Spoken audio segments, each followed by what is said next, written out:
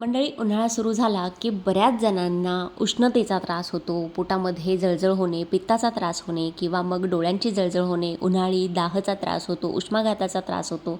तर त्यासाठी आज मी तुमच्यासोबत गूळ किंवा साखर काहीही न वापरता मस्त असा एक शरीरातील उष्णता काढण्यासाठीचा सरबताचा प्रकार घेऊन आलेली आहे. एकदम एनर्जेटिक असं हे ड्रिंक आहे. लहानांपासून मोठ्यांपर्यंत आवडेल असं हे ड्रिंक किंवा सरबत आहे. तर तुम्ही उन्हाळ्यामध्ये रोज एक ग्लास जरी पिलं तरीसुद्धा शरीरातील उष्णता बऱ्यापैकी कमी होते.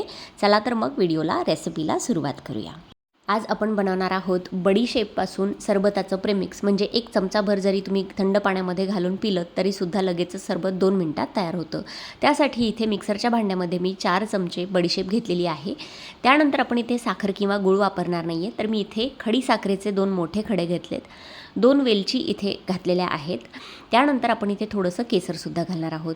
तर आपल्याला आता याची छान बारीक अशी मस्त फाईन पावडर तयार करून घ्यायची आहे. तर हे जे प्रेमिक्स आहे बडीशेपाचं प्रेमिक्स सरबताचं, एक चमचा भरून थंड ग्लास पाण्यामध्ये प्यायचं आणि आपल्याला बडीशेपाचे भरपूर असे फायदेशीर जे गुणधर्म आहे आपल्या शरीराला.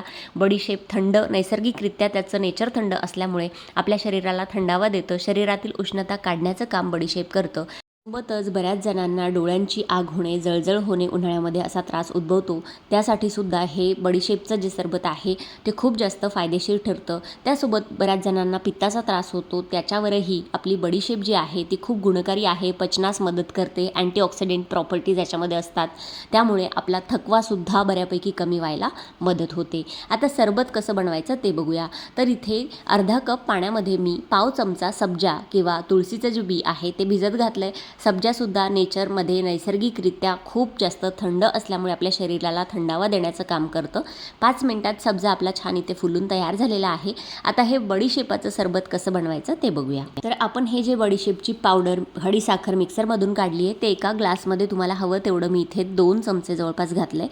2 चमचे प्रेमिक्स घातल्यानंतर आपण इथे 1 चमचा भरून सब्जाचं जे बी आहे ते घातलेलं आहे आणि याच्यामध्ये चिमूटभर मीठ घालणार आहोत.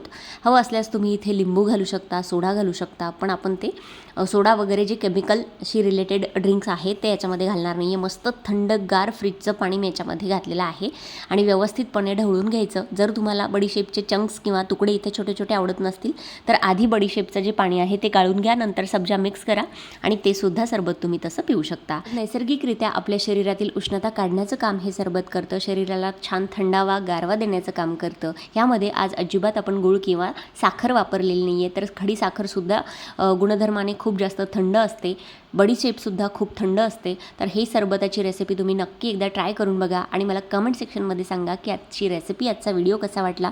रेसिपी जर मनापासून आवडली असेल मंडळी तर लाईक करा, शेअर करा आणि असेच नवनवीन व्हिडिओज आपल्या चॅनलवरती बघण्यासाठी आपल्या चॅनलला सबस्क्राईब करायला विसरू नका. चला भेटूया पुढच्या व्हिडिओमध्ये. तोपर्यंत धन्यवाद. Thanks for watching. Take care. Bye bye.